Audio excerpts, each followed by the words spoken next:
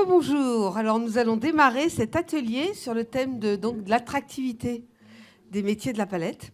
Donc merci. On a un retour.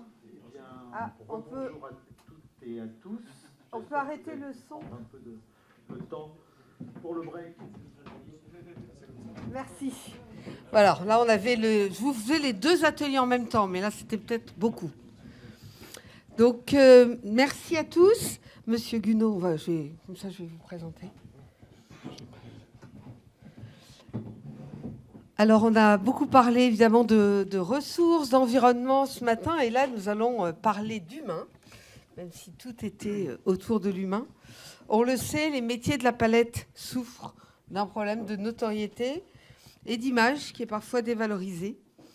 Alors du coup, le pari qu'on a fait, c'est de démontrer par des exemples et des réalisations concrètes ce qui est fait ou ce qui est en cours pour à la fois réduire la pénibilité, le développement de la mécanisation, les plans de formation, on va en parler, mais aussi toutes les innovations de rencontres entre des futurs salariés ou des salariés actuels. La filière est très active et on a vu, vous en avez peut-être vu récemment, enfin, il n'y a pas très longtemps, une campagne qui a été faite par la filière qui s'appelle Verywood Métiers. En tout cas, on va en reparler. Donc, pour parler de tous ces sujets, nous avons fait appel à deux experts et un professionnel du métier. J'en profite tout de suite pour excuser Pascal Bloquet de Palette Artois Service, qui est malheureusement souffrant et qui ne peut pas être avec nous. Mais heureusement, il y a eu des échanges déjà, et donc sa voix sera quand même portée dans cet atelier.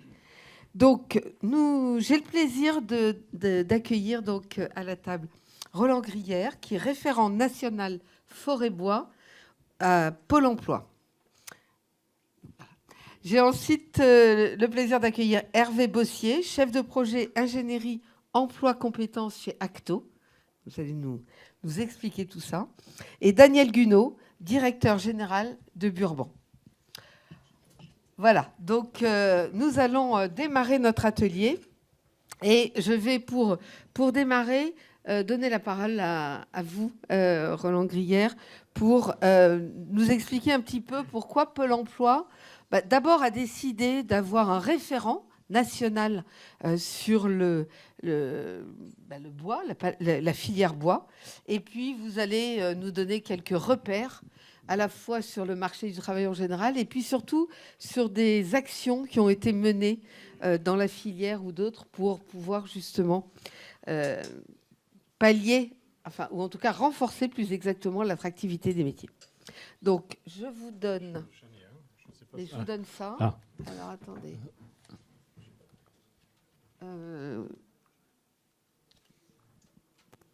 Bonjour à tous, je pense que ça marche. Pourquoi ça marche pas ?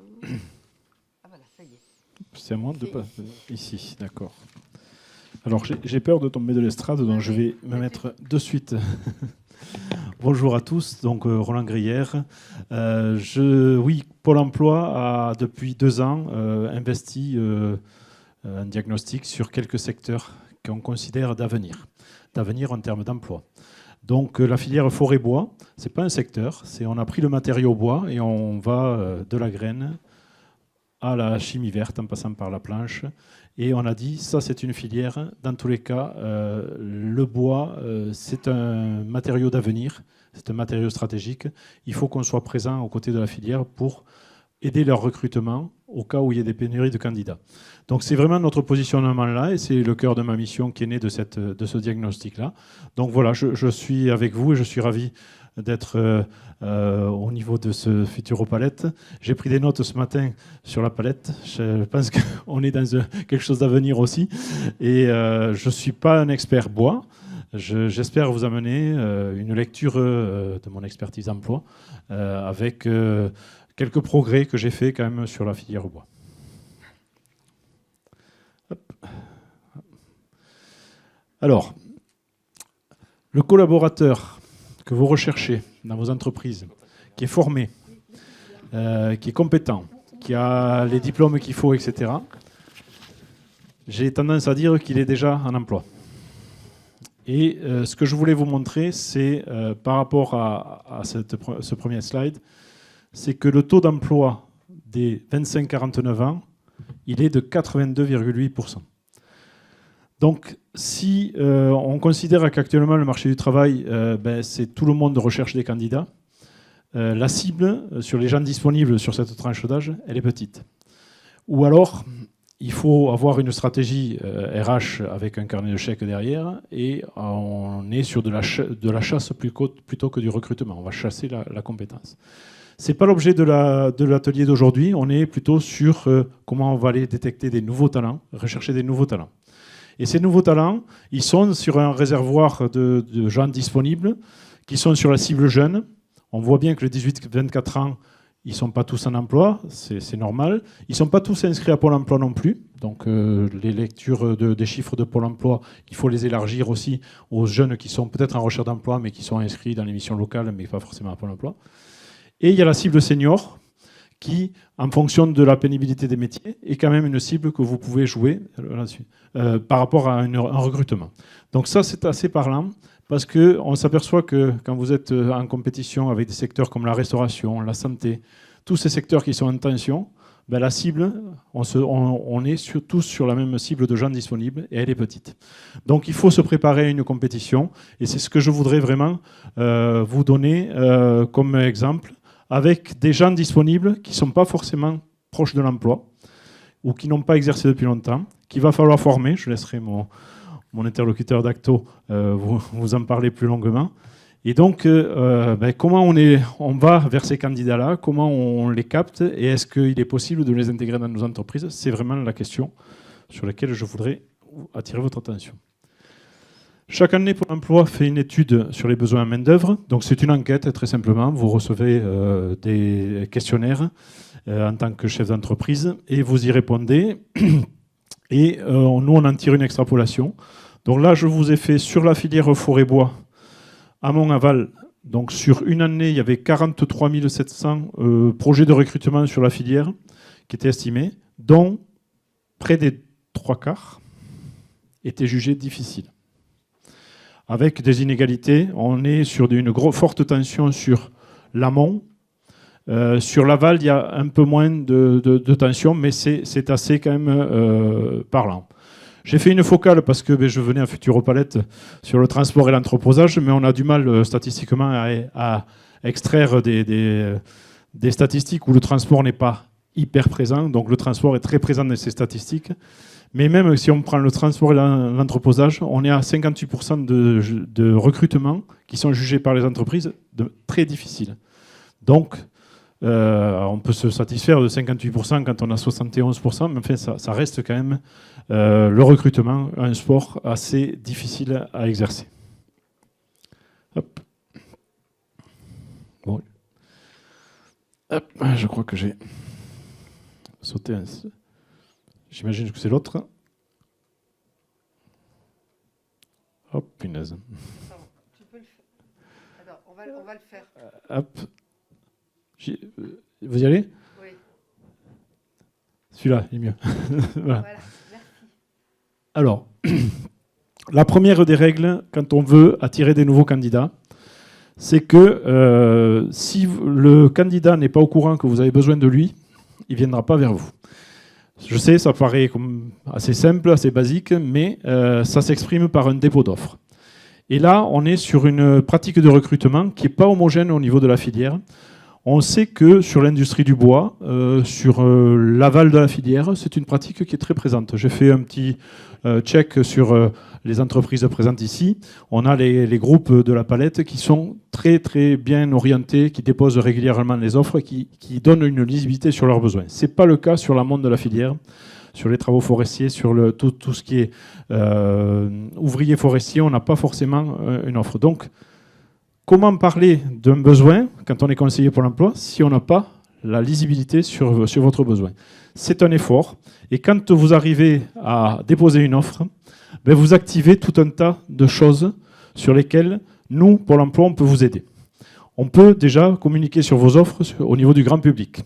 On peut capter les mobilités professionnelles. quelqu'un qui vient du bâtiment, qui voudrait travailler dans l'industrie, pourquoi pas? On va peut-être lui dire, il y a de l'emploi dans ce secteur-là. Les mobilités géographiques, on en parle très peu, c'est assez confidentiel, mais depuis le Covid, des gens qui habitaient Paris, qui voulaient habiter ailleurs, ils arrivaient avec des compétences. Où c'est qu'on les a mis? Ils sont mis sur les offres qui étaient disponibles. Si l'offre n'est pas disponible, ils n'y allaient pas. Donc ça, c'est un effort qu'il faut vraiment intégrer dans les pratiques RH d'une filière. Le dépôt d'offres, quand on est en économie de plein emploi et on y est proche, c'est une règle. Parce que le marché caché ne suffit plus. Les CV qui arrivaient directement, c'est fini. Ils arrivent très faibles, ils ne suffiront pas à absorber les besoins. La communication vers votre entreprise, pareil, c'est une stratégie que vous pouvez avoir, mais évidemment, communiquer sur vos valeurs, avoir un site qui est performant, avoir le lien sur l'offre vers votre site, ce sont des pratiques gagnantes. Je ne développe pas ça, c'est quand même quelque chose qui est assez connu de tout le monde.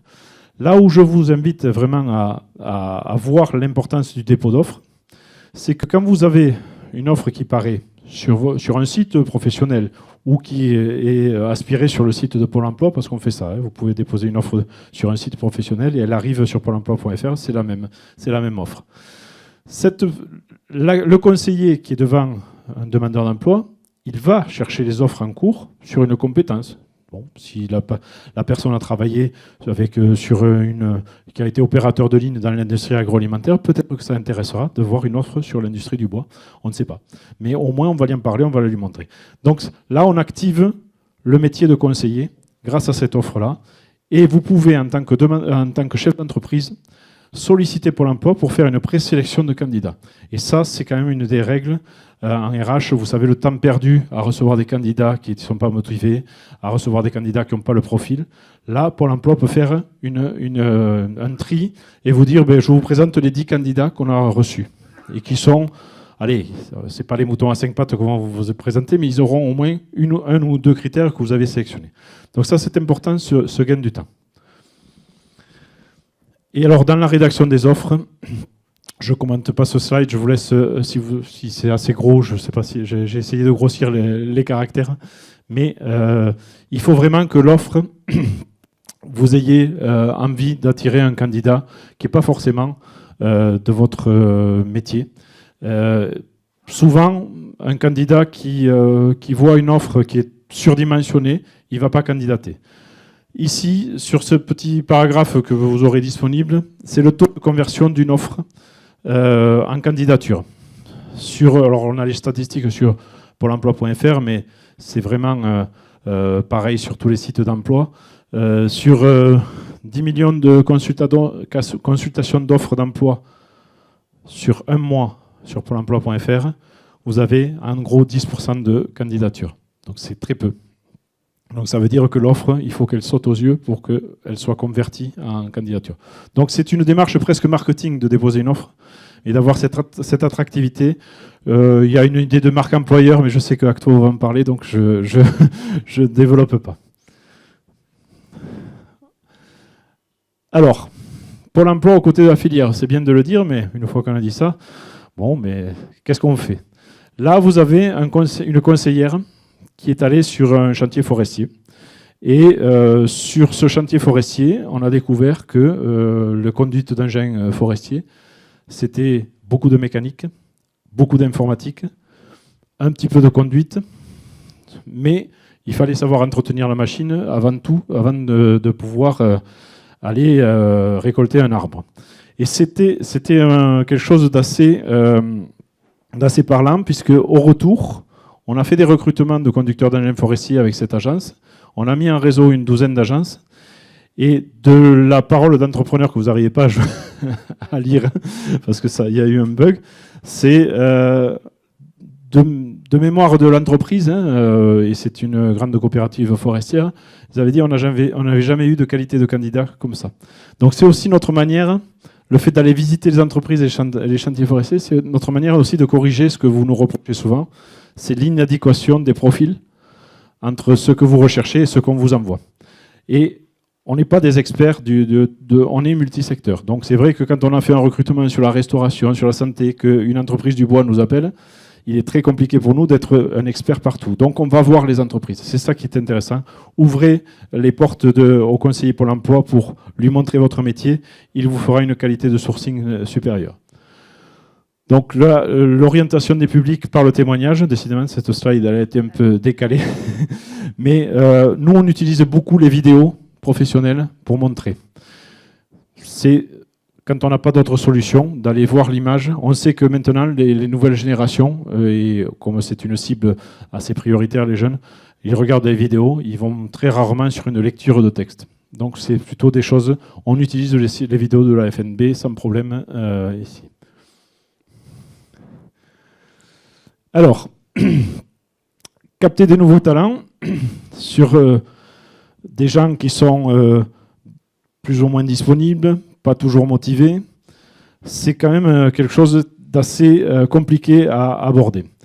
On a développé depuis quelques années chez Pôle emploi quelques certitudes. C'est que c'est vous, les professionnels, qui montrez le mieux votre métier. Nous, quand on fait une information sur un métier ou quand on oriente sur une offre, on a fait 20% du chemin. Là où ça se passe, c'est quand le geste est montré, quand les valeurs de l'entreprise sont affichées, quand on sait qu'on va recevoir, qu'on a une connaissance du milieu dans lequel on va évoluer professionnellement. Pour ça, il n'y a rien de mieux que l'immersion professionnelle. Vous pouvez tous être entreprise accueillante et pouvoir accueillir un demandeur d'emploi. Il a un statut protégé de stagiaire, il est couvert par Pôle emploi, il reste demandeur d'emploi, et vous pouvez pendant une semaine, si c'est un projet de recrutement, vous pouvez même aller jusqu'à 15 jours, le mettre en situation de travail dans votre entreprise. Vous allez tester sa motivation, vous allez voir de suite s'il peut faire l'affaire, et c'est du temps investi, mais il n'est pas perdu, puisque dans tous les cas, le candidat il va vous dire très rapidement « non, moi je ne tiendrai pas », ou au contraire, ça m'intéresse, etc. Vous avez piqué sa curiosité. Là où on a du mal, c'est déjà, ça c'est quand on est arrivé à capter un candidat qui vient chez vous. Mais il faut élargir la base des candidats possibles qu'on va orienter vers la filière bois. On arrive en relais de ce que fait l'éducation nationale, de ce que ne fait pas l'éducation nationale. Nous, on va essayer de parler de vos métiers, mais d'une autre manière. C'est-à-dire que par rapport aux habiletés que vous recherchez dans vos métiers, on va dire, on oublie les CV, on oublie les candidats, on va chercher des candidats motivés, on va leur faire passer des tests. Ça s'appelle la méthode de recrutement par simulation. Et là, j'aurais aimé que Palette Artois Services soit ici, parce qu'ils sont en train de la mettre en œuvre dans leur entreprise. Et en fait, ce qui est intéressant, c'est que ces tests qu'on fait passer aux demandeurs d'emploi, on les a fait passer aux salariés de Palette Artois Services. Et ça, c'est M. Bloquet aurait pu vous le dire, ça a été un élément de cohésion, parce que qu'est-ce qu'on attend du salarié qui va arriver? On attend qu'il soit à tel niveau, tel niveau, tel niveau. Mais les salariés ont dit non, mais même s'il a ça, on va pouvoir le lui donner. Donc ils ont étalonné les exercices en disant la note, elle peut être là. Nous, on sait le former après en interne. Et donc, les salariés ont participé quelque part au recrutement futur, hein, puisque les exercices sont en cours. Et surtout, ils ont dit, mais moi, si le conseiller m'amène des candidats qui ont une note assez moyenne sur ça, je suis en capacité de l'intégrer dans mon entreprise et dans mon service. Donc, il y a quelque part déjà un travail de fidélisation de la personne. Et évidemment, ces personnes-là seront à former en interne ou en externe, et ça va être un parcours qui va se lancer, mais là, on est bien sur la détection des potentiels, et on est sur là, vous avez des publics qui viennent de tous horizons. Il n'y en a pas un qui connaissait le métier avant et qui arrive, on lui dit, mais finalement, les métiers du bois, c'est pour vous. Et vous avez réussi des tests. Donc il sort d'une situation d'échec parce qu'il est un demandeur d'emploi et quand on est en demande, on est faible, avec une réussite de test et il va être transposé dans une entreprise qui déjà est prête à l'accueillir. C'est complètement transformé. Je pense que je suis presque arrivé à la fin. Je voudrais terminer par Verrez-vous de métier. Verrez-vous de métier, ça c'est des initiatives de la profession. Donc c'était la FNB, l'UCFF et la FNEDT qui avaient organisé ça. C'est une première édition. Des portes ouvertes partout en France et Pôle emploi partenaire. Là où on a pu se mettre en mouvement, parce qu'on n'a pas été parfait partout, c'est une première édition pour nous aussi. Et pareil, il y a des entreprises qui se sont déclarées assez tard, donc on n'a pas pu les aider dans leur sourcing. Sur ces portes ouvertes, on a rempli un vivier de candidats potentiels pour l'industrie du bois, pour les coopératives forestières et pour les ETF. Donc ça a été quand même une sacrée opération à reconduire, bien évidemment. Cette stratégie événementielle-là, pour l'emploi, il s'est greffé sur quelque chose qui arrivait, qui était tout cuit par la fédération. Et si jamais vous avez envie de créer, je peux avoir le slide d'après, s'il vous plaît. Si vous avez envie de créer, que Pôle emploi peut créer des événements pour vous, on le fait. Je vous donne juste un exemple qui se passe à Sarlat, actuellement, en Dordogne, et qui s'est passé à Alençon, en Normandie, qui s'est passé à Annecy, en Arras, toute l'année. En fait, on a eu, sur Sarlat dernièrement, 5 offres qui sont arrivées de la filière forêt-bois. Alors, il y avait de l'industrie, il y avait de la forêt, il y avait... La responsable de l'équipe des conseillers de Pôle emploi Sarlat, elle a dit « Mais qu'est-ce qui se passe sur Sarlat ?» En fait, c'était les partenaires, FIBOIS, FNEDT, qui avaient dit « Non, mais là, il faut qu'on bouge, on a trop besoin de candidats. » Donc, ils ont déposé des offres. La chef d'équipe a dit « Mais moi, 5 offres d'un coup, là, je n'avais jamais eu ça, je peux monter une opération. » Donc, ils ont rappelé FIBOIS. Donc, du coup, c'est les matinées des métiers du bois qui auront lieu le 12 décembre à Sarlat, avec 3 agences qui se sont greffées en plus, parce que du coup, Sarlat, il y a des agences autour, Villeneuve-sur-Lot, qui ont pu participer. Et on se retrouve avec un potentiel de candidats sur cette opération, d'une 40aine de candidats qui vont venir rencontrer 8 entreprises. Juste pour découvrir, qu'est-ce qu'on va faire derrière? On va signer des immersions professionnelles et on va voir si on peut derrière avoir les recrutements en rapport avec les offres. Cet exemple, je trouve qu'il fait le chaînage entre mon premier slide et le dernier. On est vraiment en action à côté de vous et j'espère que sur vos recrutements, on va pouvoir vous permettre d'apaiser ces tensions qui sont très dures pour votre compétitivité et votre performance. Merci à tous. Merci beaucoup. Merci pour cette présentation et ces exemples, surtout parce que c'est vrai qu'on est friand d'exemples concrets. Alors, je donne la parole donc à Hervé Bossier, qui est, donc, comme vous l'avez, chef de projet chez Acto et l'OPCO des branches professionnelles du secteur des services. Ah, ça y est, ça c'est fait. Et du coup, vous allez un peu nous présenter la démarche. Vous avez beaucoup travaillé avec la FNB. Merci beaucoup, bonjour à tous. Donc Hervé Bossier, je suis effectivement chef de projet chez Acto. J'accompagne ce qu'on appelle des ZEC de branche. Ce sont des projets avec un financement Acto et un financement État pour accompagner cette logique de développement des compétences d'une manière globale. Au travers d'un certain nombre d'actions, comme c'est le cas dans ce que je vais vous présenter à l'instant. Et notamment un EDEC qui embarque avec la FNB ces 2 branches pour la filière amont, la gestion forestière et les scieries agricoles, et pour la filière aval, la transformation mécanique du bois. Donc cet EDEC de bois qui va se dérouler sur 2 années embarque plusieurs actions qui viennent effectivement répondre en complémentarité. Alors j'ai beaucoup aimé votre présentation, en complémentarité de ce que peuvent effectivement apporter nos partenaires de l'emploi. On va passer à la slide suivante. Et première étape de cet EDEC, c'était notamment de réaliser un diagnostic pour étayer les actions qui allaient être menées dans le cadre de cet EDEC. Ce diagnostic a révélé un certain nombre d'aspects. Alors là aussi, on va passer tout de suite à la slide suivante.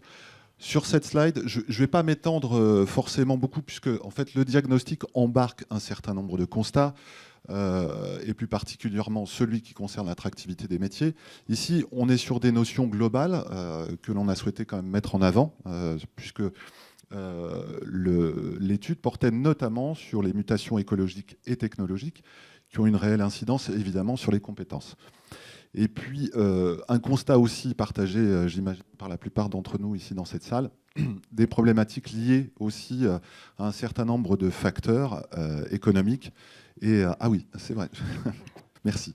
Et notamment concernant l'approvisionnement énergétique, les problématiques liées à l'approvisionnement en matières premières et l'augmentation malgré tout de la demande de bois. Au-delà de ces constats, ce que nous a permis l'étude, alors on va passer là aussi à la slide suivante, c'est que le recrutement est une problématique au cœur des préoccupations. Pour le coup, pour accompagner cette logique et notamment bien identifier les particularités du recrutement aujourd'hui dans les deux filières, nous avons interrogé un certain nombre d'entreprises dans le cadre de cette étude, et notamment des entreprises qui nous ont identifié pour l'amont comme pour l'aval. Aujourd'hui, 80% d'entre elles réalisaient des recrutements sur l'année 2022-2023. Une problématique liée notamment au remplacement des salariés dans la filière notamment aval, parce que j'étais il n'y a pas très longtemps en Bourgogne-Franche-Comté, et là c'est d'ici 2030 près de 50% des salariés de la filière aval qui vont partir à la retraite. Et puis bien évidemment des spécificités liées notamment à la transformation énergétique et puis technique de la filière. Donc des besoins en compétences et puis des besoins de remplacement. Donc c'est vrai que cette identification des préoccupations liées au recrutement nous a amené aussi à nous poser la question de l'attractivité des métiers. Dans la slide suivante, même on va, je pense, passer assez rapidement sur celle-ci. Alors, celle d'avant.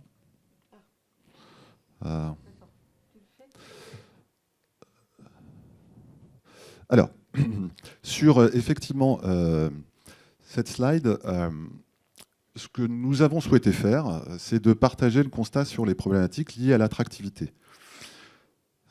Pour, en tout cas, les entreprises des métiers liés à la production, ce qui a été mis en avant par les entreprises, c'est les problématiques liées à la dimension manuelle des métiers. Pour les entreprises de l'exploitation forestière, là plus particulièrement, c'est les problématiques liées notamment au contexte du métier en lui-même, l'isolement, le travail extérieur soumis aux intempéries et aux spécificités de l'environnement. Et puis pour les entreprises de transformation et de fabrication, alors ça c'est un constat émis par les entreprises. Aujourd'hui, un certain vieillissement des équipements qui peut engendrer de la pénibilité. D'une manière globale, là aussi, des métiers qui, de toute façon, sont assez peu valorisés, et compte tenu notamment des facteurs sociétals liés au secteur.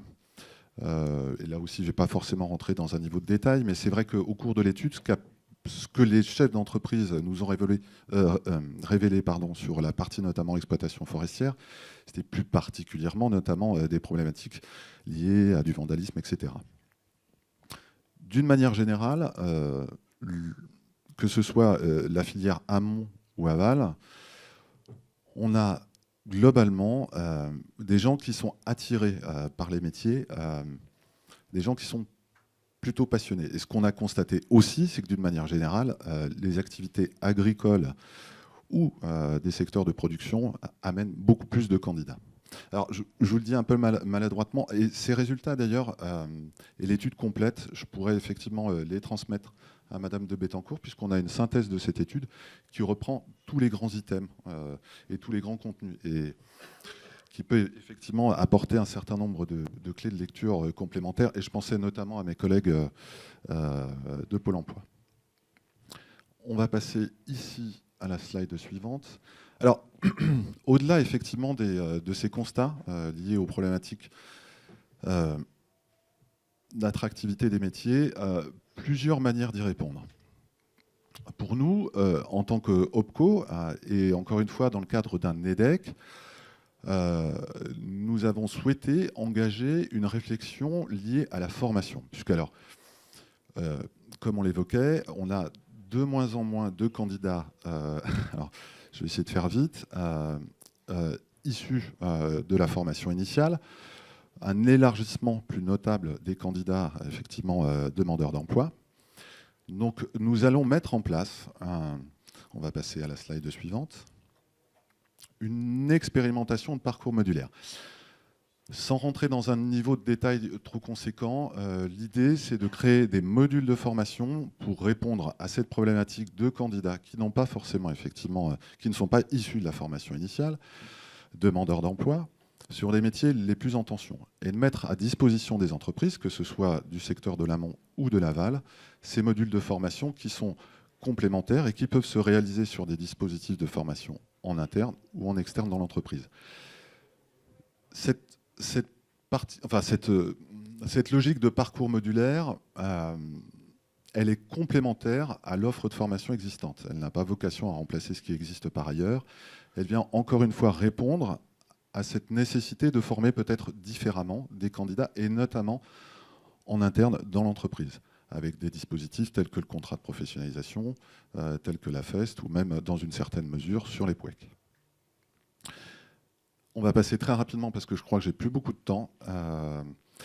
Pour information, ces parcours modulaires qui seront liés à des référentiels pédagogiques à la disposition de l'ensemble des entreprises qui le souhaiteront, s'appuieront notamment sur des modules de formation digitalisés en ce qui concerne notamment les compétences transversales. Pour information, nous initions aujourd'hui cette partie du projet de la filière bois.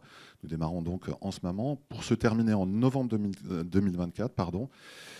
Et sur 4 bassins forestiers, on va passer à la slide suivante, que sont Nouvelle-Aquitaine, alors juste avant, Auvergne-Rhône-Alpes, Bourgogne-Franche-Comté, Grand Est. Alors si je cite ces entreprises, c'est que vous serez peut-être contactés effectivement, notamment, alors que ce soit par la FNB ou par Acto, pour rentrer dans l'expérimentation. Bien évidemment, on va identifier les métiers les plus en tension sur lesquels ces parcours modulaires vont s'inscrire pour les développer par la suite sur d'autres métiers. On va passer aussi à la slide suivante.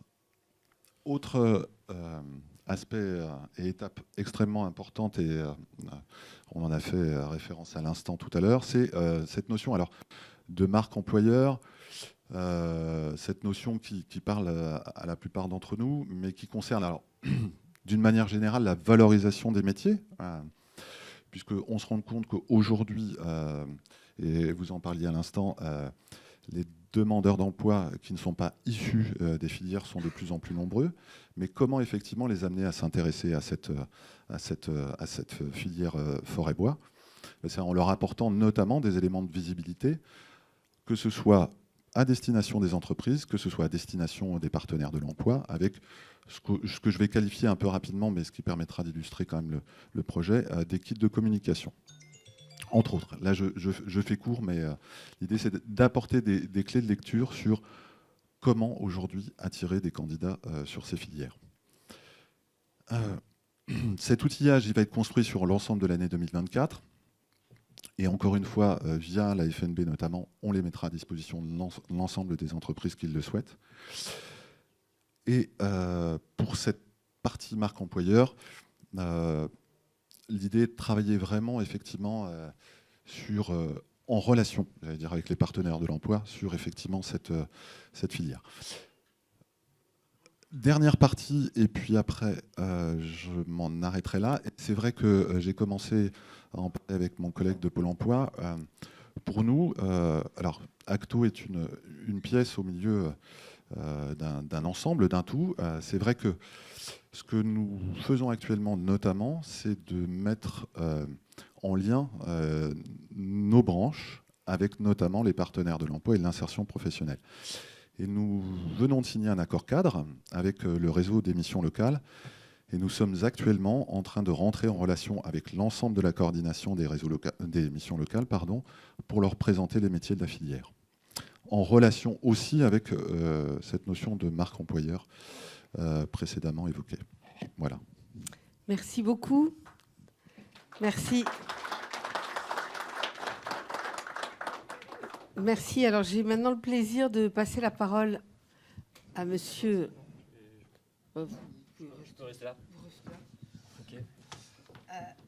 Voilà, Daniel Gunot, donc directeur général de Burban Palette. Et là, j'aimerais que vous nous présentiez un peu vos actions, votre retour d'expérience en tant qu'acteur sur les sujets de l'attractivité du métier.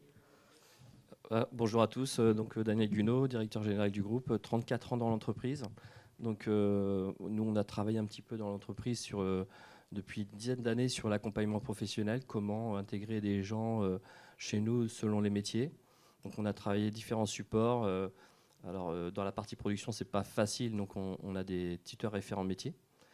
Sur la partie commerciaux et autres, postes clés, responsables d'exploitation, directeur d'agence, on a ce qu'on appelle des livrets d'intégration avec des parcours d'intégration. Et on a mis ça en place depuis une dizaine d'années, et ça fonctionne plutôt bien. En parallèle avec le service RH, on a mis en place des vidéos métiers pour travailler sur la communication LinkedIn, mais aussi avec Pôle emploi et avec les agences d'intérim. Et on a invité aussi les agences d'intérim à venir visiter nos sites pour qualifier un peu plus la liaison de la vidéo métier avec le terrain réel, pour qu'ils puissent communiquer avec Pôle emploi aussi les emplois, montrer sur quoi ils vont candidater, les candidats.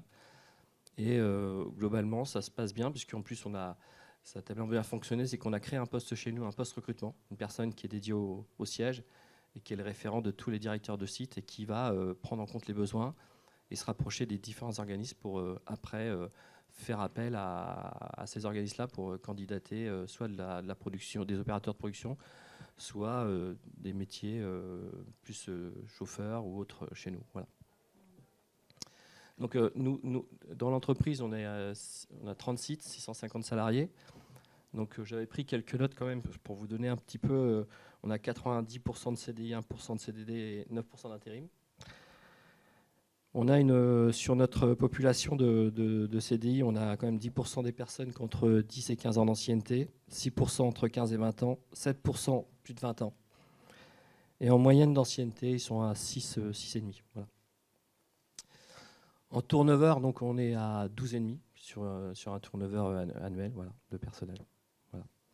Un petit peu pour la présentation de l'entreprise et de ce qu'on a fait sur l'emploi.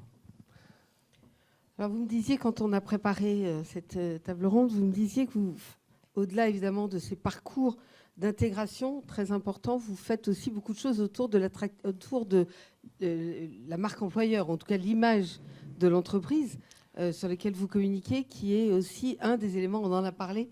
Donc peut-être pour concrétiser ce que vous faites là-dessus. On a retravaillé nos annonces, nos diffusions d'annonces d'emploi. Aussi, on donne de la projection en interne aussi, parce qu'il y a de l'évolution en interne, et ça fait partie aussi, nous, l'employeur, de mettre en place ces choses-là pour que les gens puissent se projeter un peu plus longtemps dans l'entreprise. Donc c'est bien de commencer par la base, parce que moi, c'est clairement mon cas à moi. Oui. Mais il y a d'autres exemples dans l'entreprise. Donc les gens, au bout de 3 à 5 ans, il faut qu'ils voient un peu autre chose. Donc on ouvre de la formation, on ouvre aussi de la mobilité. On parlait de mobilité sur le territoire. On a aussi des gens qui veulent changer de région par rapport à l'ensemble de nos sites. Donc on les accompagne dans leur projet de mobilité, tant sur le déménagement que sur l'organisation de la mise en place de leur poste. Donc tout ça, c'est projeté sur un support aussi. On a un magazine interne avec des news internes mensuelles sur lequel on peut aussi promotionner un petit peu sous ces actions auprès de nos salariés. Et tout ça, bien sûr, c'est diffusé sur les réseaux sociaux. Super, merci beaucoup. Est-ce que certains d'entre vous ont des questions ou des témoignages, parce que là, on est vraiment dans l'expérimentation, qui peuvent aider à justement comprendre des actions à partager sur les sujets de l'attractivité des métiers? Est-ce que vous avez des témoignages à apporter?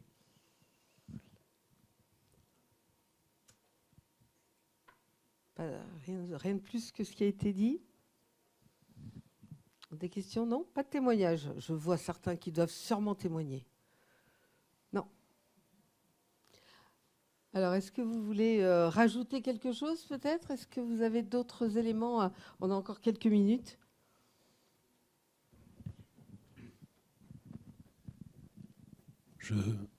Je voudrais juste rebondir sur ce que vous disiez, sur cette communication sur les réseaux sociaux. On est vraiment sur une démarche qui est assumée, qui est vraiment pensée, et on ne va pas sur les réseaux sociaux pour faire juste parce qu'il faut y être. Et je trouve intelligent la réflexion actuellement de la Fédération nationale du bois, justement, d'aller en fonction des événements qu'elle crée sur TikTok, parce que voilà, il faut identifier que ce qu'on recherche en termes de recrutement, les méthodes qu'on utilisait avant, je ne dis pas qu'elles ne marchent pas, au contraire, il faut les continuer, mais elles peuvent être complétées par de l'innovation RH. par des tests. Voilà, ça marche pas. Hein, après tout, on ne sait pas ce qu'on va. Mais voilà, il faut oser cette ouverture d'aller vers d'autres méthodes de recrutement. On est bien sur l'attractivité de nouveaux candidats. Et c'est les méthodes nouvelles pour attirer de nouveaux candidats, ça paraît évident comme ça, mais ça demande une transformation ça ne se fait pas en un jour. Dans l'entreprise, oui. Alors, on a fait tout avec les collègues qui sont là depuis ce matin. On écoute, on a plein de sujets importants et passionnants. On apprend plein de choses. C'est vrai qu'on fait tous le même métier, mais on a chacun notre culture d'entreprise. Mais on doit se rejoindre sur au moins comment pouvoir recruter du personnel et les garder chez nous et les faire évoluer chez nous, parce que nos entreprises sont pleines de personnes qui ont évolué en interne. Et c'est vraiment une richesse interne qu'on a et qu'on doit miser dessus. Oui, pour rebondir sur cette notion de marque employeur que nous allons travailler dans les decks, c'est vrai que ça va se construire notamment avec, je le disais déjà tout à l'heure, mais je réinsiste bien là-dessus, sur effectivement notamment ce qui se passe sur les territoires avec les partenaires de l'emploi, à destination des partenaires de l'emploi, et bien évidemment avec les entreprises sur en tout cas des expérimentations qui ont été menées, et voir de quelle manière effectivement aujourd'hui toucher les publics, notamment demandeurs d'emploi sur la filière. Donc il y a un travail de fond. Ouais, la notion qui me paraît extrêmement importante, en étroite relation les uns avec les autres. Je crois qu'aujourd'hui, au regard notamment des enjeux de renouvellement, notamment de la filière aval, il faut travailler ensemble. Alors c'est un peu générique de le dire comme ça, mais la vocation, notamment sur la partie marque employeur de cet EDEC, c'est de travailler avec les entreprises et les partenaires de l'emploi. Après, on promotionne aussi la qualité de vie au travail, aussi sur la pénibilité. On en a parlé tout à l'heure. On essaye avec notre directeur de production d'imaginer un petit peu des méthodes de travail qui peuvent soulager aussi la pénibilité au quotidien, parce que voilà, il y a des métiers, quand on répare de la palette tous les jours, c'est pas bien marrant, mais c'est aussi intéressant que faire autre chose. Mais pour certaines personnes, ça peut être aussi très pénible de faire de la charge de l'eau tous les jours. Donc c'est vrai qu'on travaille au quotidien pour essayer d'améliorer ça. Aussi l'éclairage naturel, enfin plein de choses qu'on doit faire. Le bruit, l'éclairage naturel, et puis plein de sujets de production. Voilà. Mais en même temps, nos collègues, on découvre aussi à travers aussi des fois les entretiens professionnels qu'on fait chez nous tous les 2 ans, des gens qui ont envie de faire autre chose, des gens qui ont envie de bouger, des gens qui ont envie d'être chauffeurs, des gens qui ont envie de caristes. Enfin, donc on découvre plein de choses en les écoutant.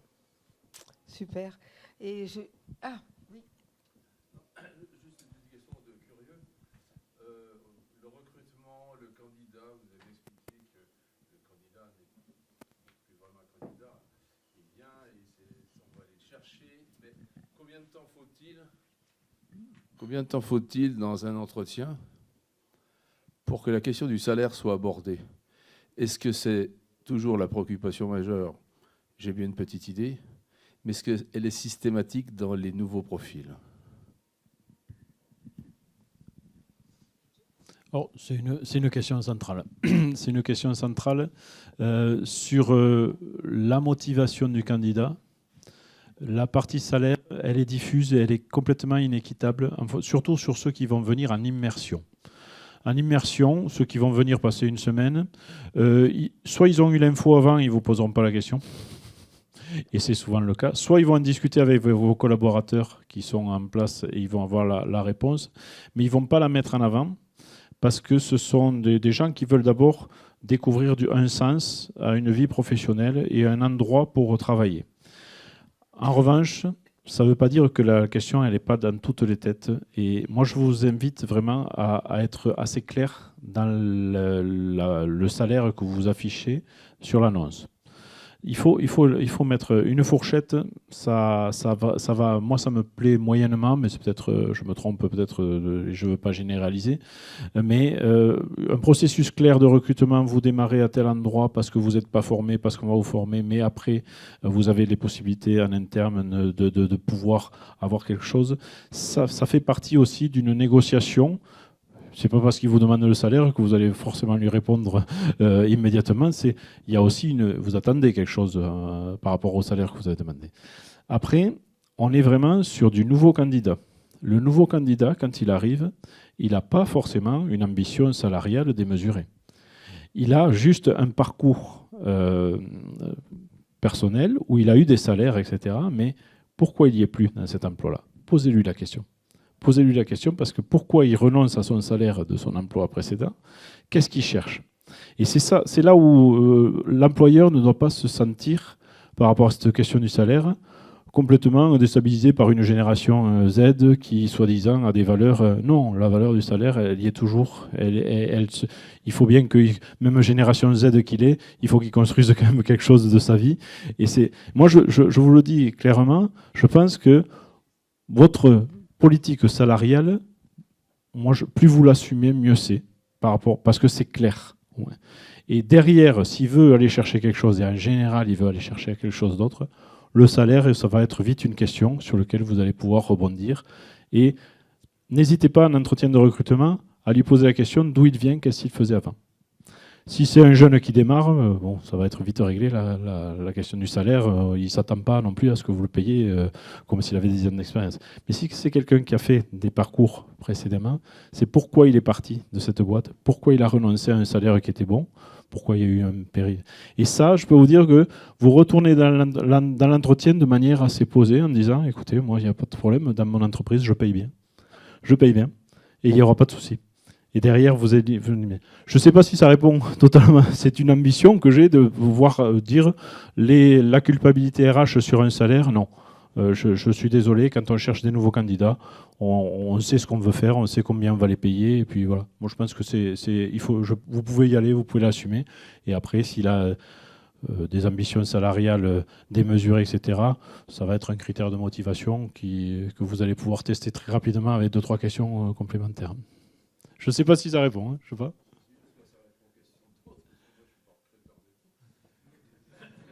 Cette question me titillait parce que je me doute bien qu'elle est dans tous les esprits. Je voulais juste savoir à quel moment elle explosait dans la conversation, où est-ce qu'elle arrivait en douceur.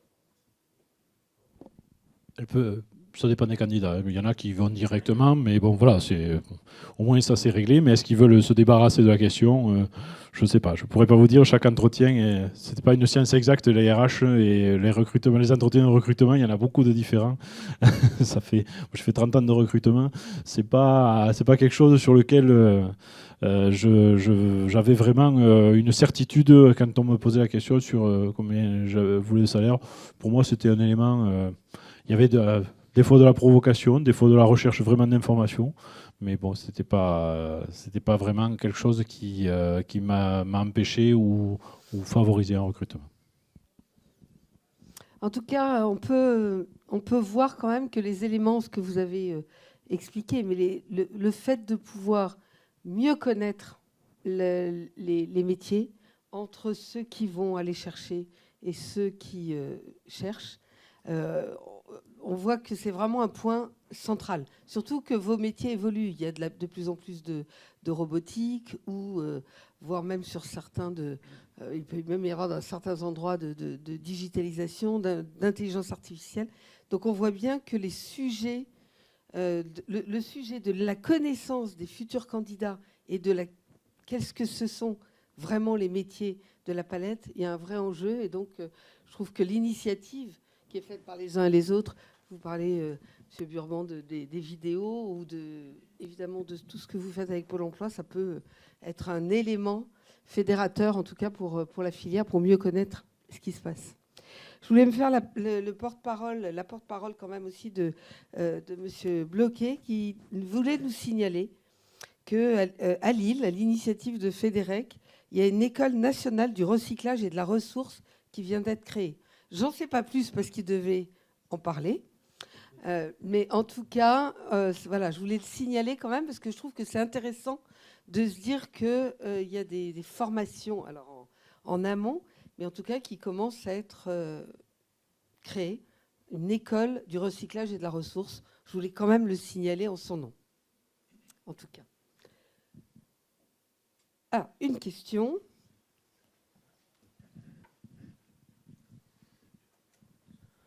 Oui, bonjour, Jean-Marc Meyer, j'interviens ici en tant que président de Fibois en Nouvelle-Aquitaine. Je suis heureux d'apprendre que la Nouvelle-Aquitaine est zone d'expérimentation de beaucoup de projets. Non, on a quand même une filière intéressante. Moi, je ne suis pas dans le monde de la palette, mais je suis là effectivement pour la filière bois en général. On a quand même une filière qui donne sens. Roland, puisqu'on se connaît, tu parlais de la Gen Z, comme on appelle aujourd'hui. C'est une génération qui cherche à prendre sens dans son parcours professionnel. La question que je veux poser, c'est est-ce qu'il existe... Alors, vous parliez en plus de la recyclabilité, de l'upcycling et tutti quanti, qui sont vraiment des valeurs que la génération montante veulent avoir dans leur parcours très vite. Donc, est-ce qu'il existe aujourd'hui des méthodes de mettre, alors peut-être c'est au sein de la filière, hein, et là je tends une perche, en relation le savoir de ceux qui nous précèdent et le sens de ceux qui arrivent. Autrement dit, est-ce qu'il existe, parce que moi je suis par ailleurs designer industriel dans le monde du parquet, donc je suis bien loin de ça, mais en tout cas, j'aime penser que le duramen, on va dire, incarné par le savoir et l'écorce incarnée par le marché puisse être lié et que l'emploi soit un des sujets primordiaux. En tout cas, au sein de la filière et sur un territoire comme la Nouvelle-Aquitaine, on sera bien évidemment ouvert à cela. Merci.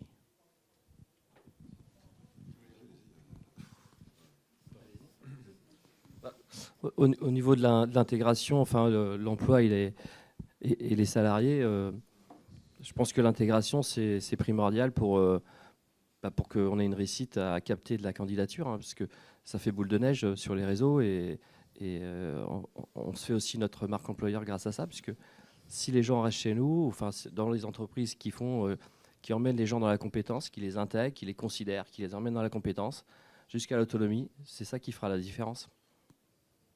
Et pour rebondir sur l'école, je ne sais pas ce qu'ils font exactement, donc je sais pas, mais l'idée de pouvoir transmettre comme ça, d'avoir officialisé un peu une transmission avec des jeunes, je trouve que ça va sûrement dans le sens de ce dont vous parlez. Très certainement. Oui, et puis en complémentarité, c'est vrai que ces parcours modulaires que j'ai évoqués à l'instant, ils ont vocation à notamment se dérouler en interne dans l'entreprise sur des dispositifs de formation, encore une fois, comme je l'évoquais tout à l'heure, en contrat de professionnalisation, avec un tutorat porté par des salariés de l'entreprise. On s'appuie sur des référentiels, mais le savoir, il est aussi détenu effectivement par les collaborateurs de l'entreprise. Donc, ces parcours modulaires ont vocation notamment à se faire en interne et à s'appuyer sur des compétences existantes, avant, notamment pour, tout à l'heure, je citais l'exemple des entreprises de Bourgogne-Franche-Comté, avant le départ en retraite des 50% d'ici 2030. Donc voilà cette passation de témoins, en quelque sorte, puisque si j'ai bien compris, c'est en partie de ça dont il s'agit, c'est notamment la vocation de la mise en place de ces parcours modulaires. Voilà.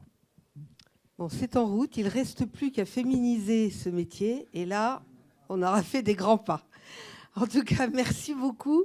On va passer au prochain atelier dans un peu moins de 10 minutes. Donc, juste pour vous dire, donc à 20, va démarrer dans la salle plénière l'atelier sur les dés en bois moulé, potentiel de développement. Et donc, ça sera en salle plénière. Et ici, nous allons parler de palets de bois, palets de plastique, chacun son positionnement. Je vous remercie, messieurs, de vos interventions. Merci à vous tous. Vous avez le café qui est toujours à disposition. Donc, n'hésitez pas à en prendre. Et on se retrouve à 20 pour ceux qui veulent être sur le sujet du plastique. Ici, absolument à 20.